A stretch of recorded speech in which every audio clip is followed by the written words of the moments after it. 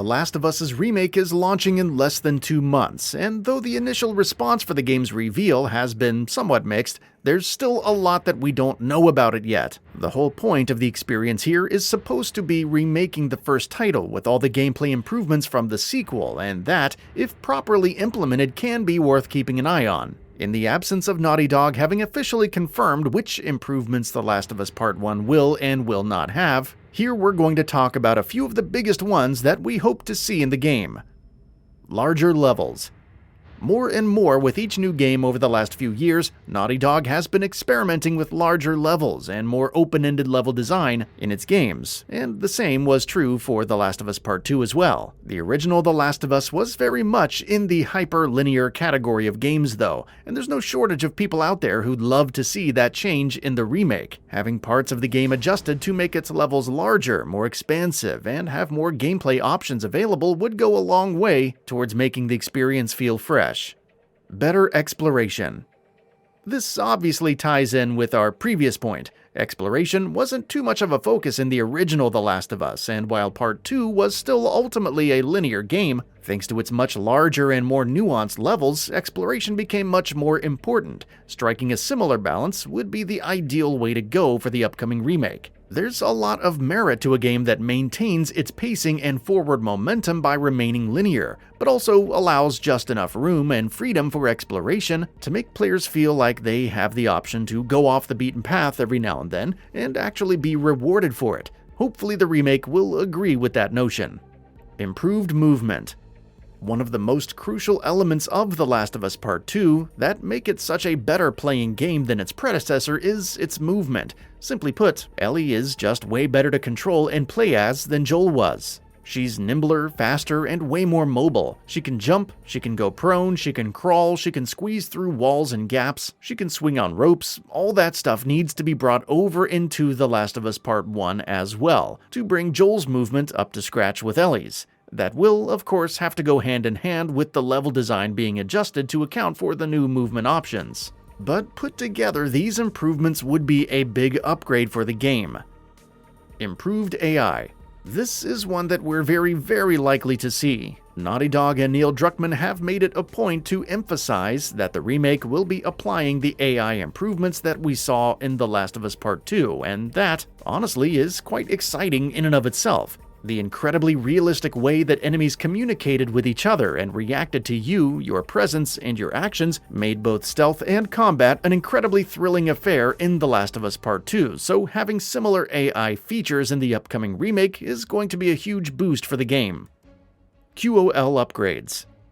In addition to the big gameplay improvements with AI, level design, movement, and more, The Last of Us Part 2 also improved on its predecessor's gameplay in a number of smaller ways. These smaller quality-of-life improvements will hopefully be brought back for the remake as well. For instance, maybe give Joel a permanent knife instead of shivs that break and have to be replaced. Though there was, of course, a story reason why Ellie had a permanent knife and Joel didn't. Similarly, bring Part 2's ability to make your own silencers into Part 1, especially if the game expands on stealth gameplay the way we're hoping it will. Left Behind integration. Naughty Dog has confirmed that The Last of Us Part 1 is also going to include the original game's Left Behind DLC, which is obviously great news. Left Behind is an excellent chunk of content in terms of both story and gameplay, but how exactly is it going to be part of the remake experience? Will it be a separate episode of sorts that's accessible on its own, or will it be organically integrated into the game itself and made a seamless part of the base experience? We're hoping it's the latter, because not only would it make for a longer and meatier experience, it would also help greatly enrich the story. Difficulty tuning.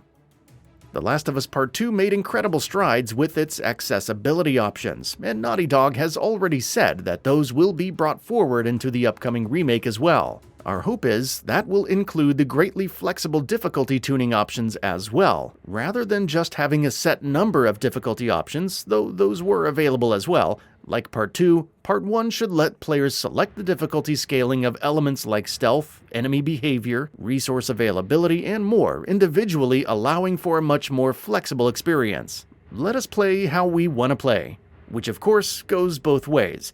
Speaking of which, PERMADEATH mode.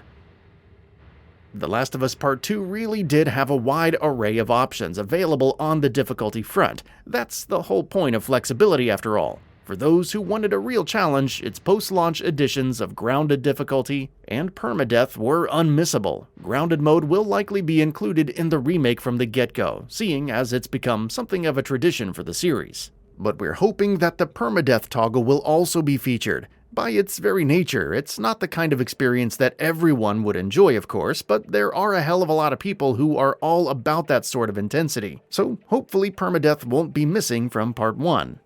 Story adjustments. We're honestly not too sure if this is going to happen. We know at this point that cutscenes haven't been re-recorded for The Last of Us Part 1, and that it's just reusing the work that was done for the original game and tweaking it to make it better.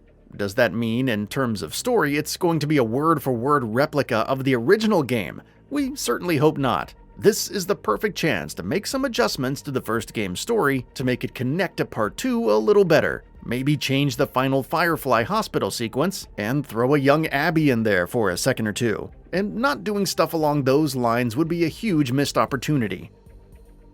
Performance mode. This, on the other hand, is very likely to happen. The whole point of The Last of Us Part 1 seems to be making technical and visual upgrades that should include better performance options. Having multiple graphics modes has become something of a standard in most Sony first-party games, so hopefully the remake won't deviate from that norm, and will offer at least one mode that prioritizes performance and offers higher frame rates. That's all for now. If you enjoy what you saw, please hit the like button, and if you're new to the channel, now is a great time to subscribe. We upload brand new videos every single day. After subscribing, don't forget to enable all notifications by clicking the bell icon. Thanks for watching this video, and we'll see you next time, right here on GamingBolt.